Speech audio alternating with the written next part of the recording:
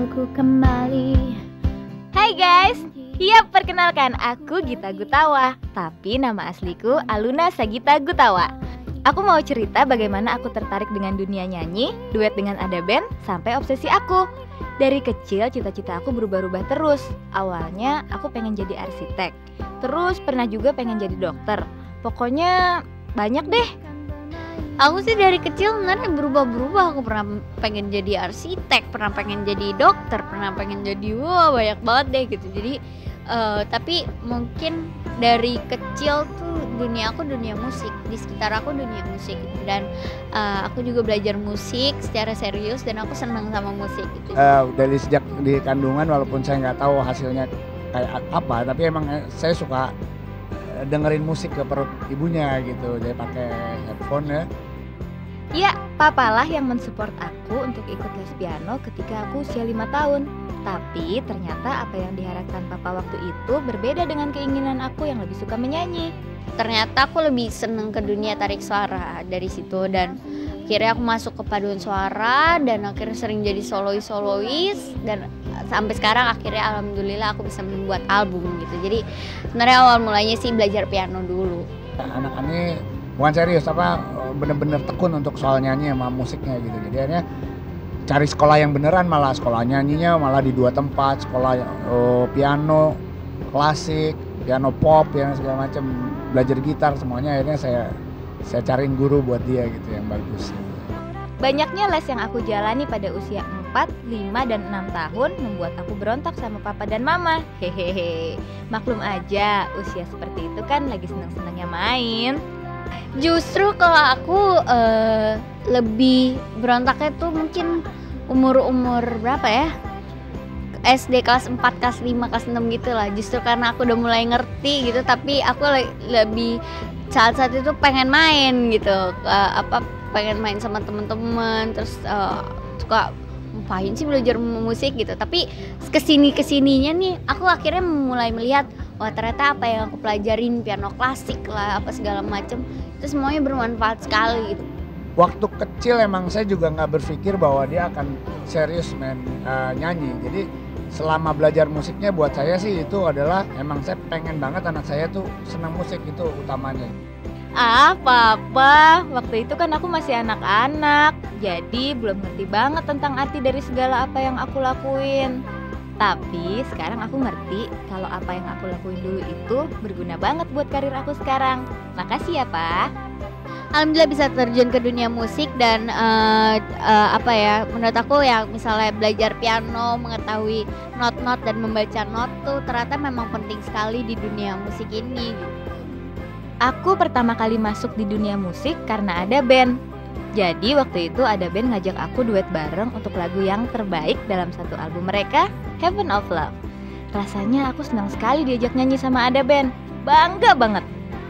Jadi gini, aku tuh sering ikut paduan suara, terus sering menjadi solois gitu. Karena itu aku banyak latihan, terus kebetulan tempat latihan aku tuh sebelahan sama tempat manajemennya Ada Band. Nah itu tuh suatu kebetulan banget gitu, mereka mendengar suara aku dan sampai keluar tuh mereka kayak, oh namanya siapa gini.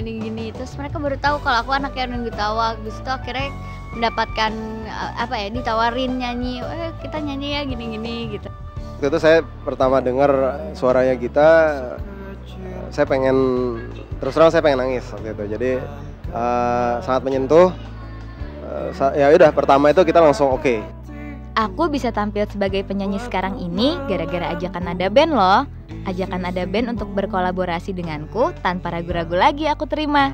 Soalnya ketika itu Ada Band lagi hebat-hebatnya. Makasih ya Ada Band.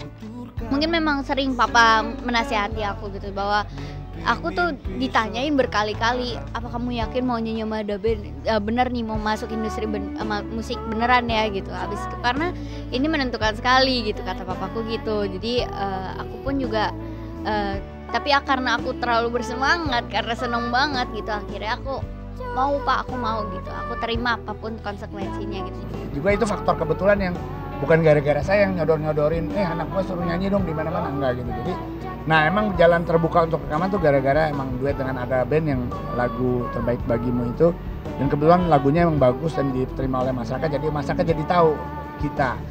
karena memang sebenarnya dari pihak ada bandnya juga waktu itu denger aku nyanyi lagi yang tinggi-tinggi gitu, dan mereka kebetulan pengen mengajak satu anak kecil perempuan gitu untuk menyanyikan lagu tentang ayah gitu. Jadi memang mereka pengennya sesuatu hal yang beda juga gitu. Gita orangnya itu ya dia walaupun masih kecil tapi mau gitu ya terima kritikan lah ataupun belajar gitu jadinya, dan orangnya juga yang gak gampang marah. Jadi kadang kan mungkin kita bedanya lumayan jauh ya, tapi dia bisa menyesuaikan sih dengan anak-anak ada band sih. Terutama sama saya juga waktu di itu dia bisa menyesuaikan dengan cepat. Kesuksesan album Ada Band itu menurut aku karena lirik lagunya bagus-bagus. Aku menilai bahwa Om Doni kalau bikin lirik lagu menyentuh banget. Aku pengen suatu saat bisa bikin lirik lagu berdua lagi sama Om Doni. Aku pengen ada kayak lagu selanjutnya gitu, dan di lagu Surga ini juga Surga di Bawah Telapak Kakimu, Om Doni bikinnya sangat bagus sekali, jadi aku juga tertarik juga untuk menyanyikan lagunya. Ada surga di telapak kakimu, betapa besar arti dirimu.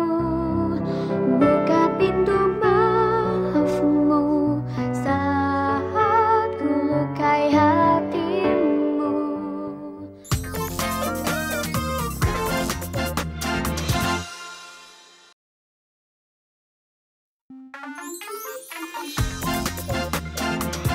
Ketika surya menampakkan cahayanya. Sebelum cerita mengenai obsesi aku, sekarang aku mau cerita tentang gimana aku bisa bikin album solo yang pertama. Sebenarnya aku gak pernah kepikiran sama sekali untuk buat album solo. Dari dulu aku nyanyi hanya sekedar hobi aja. Gak nyangka aku bisa jadi penyanyi profesional seperti sekarang ini.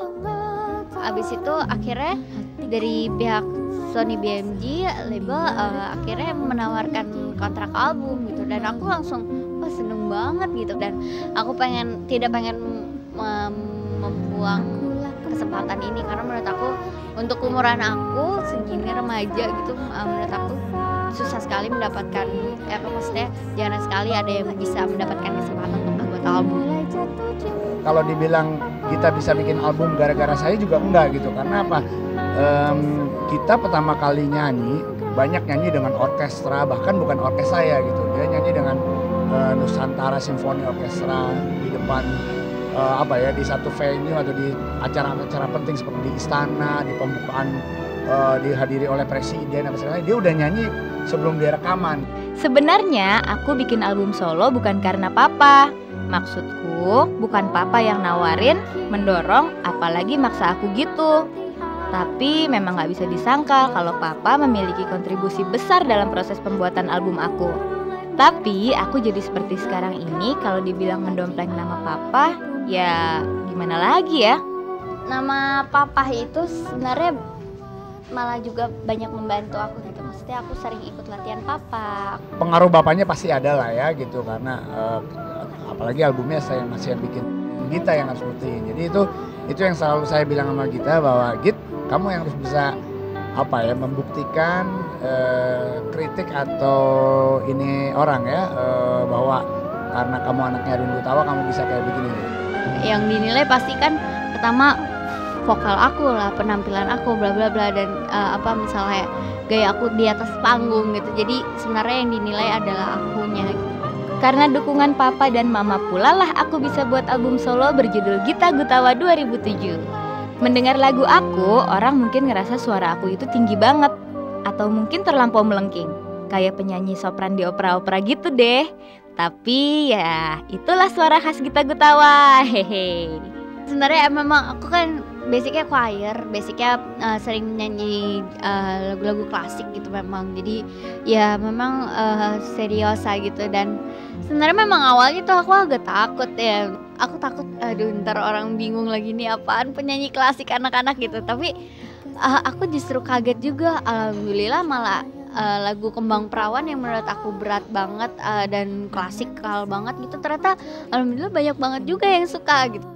Wah, terima kasih ya, senang dengan lagu aku. Aku happy banget karena album aku bisa diterima di masyarakat Indonesia. Aku hanya menawarkan apa yang ada di diri aku ini ciri khas aku lah gitu, maksudnya emang aku tidak ingin berubah-berubah. Jadi ya itu tergantung pendapat orang, tapi alhamdulillah lah kemarin tiba-tiba album aku bisa diterima, alhamdulillah banget lah. Dalam proses pembuatan album solo aku, Papa Erwin Gutawa banyak membantu aku.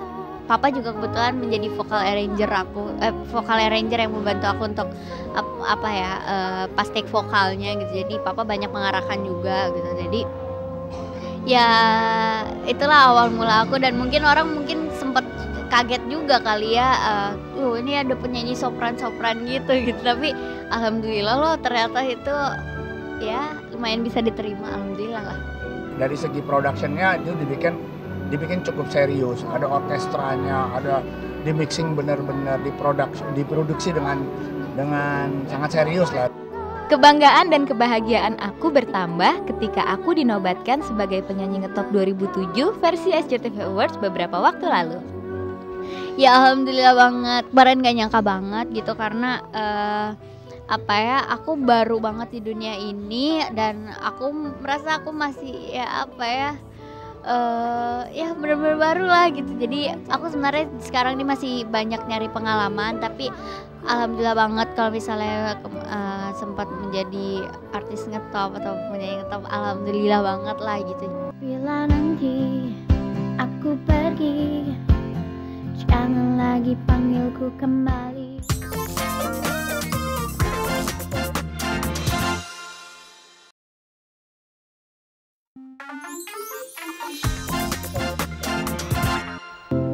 Bila ku jatuh cinta. Sekarang aku mau berbagi cerita tentang cinta dan obsesi aku. Sebenarnya umur aku tuh agak-agak tanggung. Maksudnya penyanyi cilik enggak, penyanyi dewasa juga enggak. Tapi alhamdulillah aku bisa diterima di semua lapisan usia. Di kalangan anak-anak sampai ibu-ibu pun menerima lagu aku. Ada satu penyanyi klasik namanya Hailey Wesendra, itu menjadi aku banyak belajar dari dia secara teknik, dan juga dari lagu-lagunya aku sering latihan dengan lagu-lagunya dia gitu. Selain punya idola penyanyi klasik luar negeri, aku juga ngerasa punya bakat acting. Buktinya pas lagi proses pembuatan album solo, aku udah ditawarin untuk main sinetron loh. Judulnya Ajari Aku Cinta. Menurut aku itu bukan aji mumpung, karena aku ditawarin main sinetron saat aku belum menjadi siapa-siapa waktu itu. Kemarin aku udah satu sinetron, satu judul, dan mau ada sinetron lagi. Cuman film ada tawaran, tapi kan karena aku sekarang basicnya lagi nyanyi dulu, lagi promosi, karena film kan pasti lama gitu. Jadi mungkin konsentrasi nyanyi dulu, tapi nggak menutup kemungkinan. Tapi kalau aku alhamdulillah dapat kesempatan untuk membuat suatu judul sinetron seri pendek yang memang diadaptasi dari album aku gitu. Alur ceritanya itu berdasarkan lagu-lagu di album aku, dan temanya sendiri drama musikal yang menggunakan lagu-lagu di album aku gitu. Jadi aku mendapatkan kesempatan promo yang menurut aku bagus banget. Meskipun sekarang aku sudah punya penghasilan sendiri, aku nggak mau menghambur-hamburkan uangku. Aku lebih memilih menabung. Soalnya aku punya angan-angan untuk sekolah di luar negeri dari hasil jerih payahku sendiri. Kan bangga. Semuanya itu aku tabung sih sampai sekarang. Jadi mungkin ada beberapa keperluan yang emang harus banget dibeli, ya aku beli dengan uangku sendiri. Tapi sebisa mungkin aku tabung, dan aku nggak mau buang-buang, karena aku juga aku pengen sekolah di luar negeri, cita-cita. Jadi semoga bisa kesampaian aja dengan uang tabungan aku sendiri. Bagi aku, pendidikan tetap nomor 1. Alhamdulillah jadwal aku udah diatur dengan baik sehingga gak pernah mengganggu pelajaran sekolahku. Kegiatan rekaman dan nyanyi akhirnya berjalan lancar deh. Alhamdulillah sampai sekarang sih masih bisa dipertahankan insya Allah, dan aku memang bikin perjanjian sama papa gitu. Jadi kalau misalnya nilai aku sampai turun di sekolah, aku tidak boleh menyanyi dan tidak boleh bermain sinetron atau melakukan kegiatan-kegiatan itu. Jadi aku sih nggak mau itu sampai terjadi. Jadi aku insya Allah ingin terus mempertahankan pelajaran aku di sekolah. Walaupun suatu saat nanti aku nggak nyanyi lagi, tapi aku bertekad akan tetap bermain musik sampai kapanpun. Aku merasa bangga karena banyak orang yang telah mendukung aku sehingga aku bisa seperti sekarang ini. Ya terima kasih sebesar-besarnya pasti kepada Allah Subhanahu wa taala ya, dan juga ya karena dia telah memberikan banyak banget berkah dan buat aku gitu, dan jalan alhamdulillah gitu, dan aku berterima kasih pasti untuk mama papa gitu. Mereka adalah orang yang paling memaintain aku, maksudnya menjagaku dan sering memberitahu aku, memberikan kayak anjuran-anjuran dan ya wawasan-wawasan gitu, dan apalagi papa gitu dalam dunia musiknya. Kalau misalnya mama mungkin lebih dalam ke dunia sehari-hari aku. Jika ada hikmah yang bisa kamu ambil dari perjalanan hidup dan karir aku, jadikanlah itu sebagai pelajaran buat kamu juga, agar kamu bisa menjadi orang yang lebih baik dari Gita Gutawa. Sukses ya, see you! Aku juga senang banget akhirnya aku bisa mendapatkan teman-teman baru di mana-mana gitu, maksudnya di Indonesia, di seluruh, ada yang misalnya dari jauh-jauh sana, di luar kota juga banyak gitu, dan alhamdulillah bisa album aku pun sekarang bisa sampai Malaysia juga, alhamdulillah banget. Di sana aku menemukan teman-teman baru juga gitu.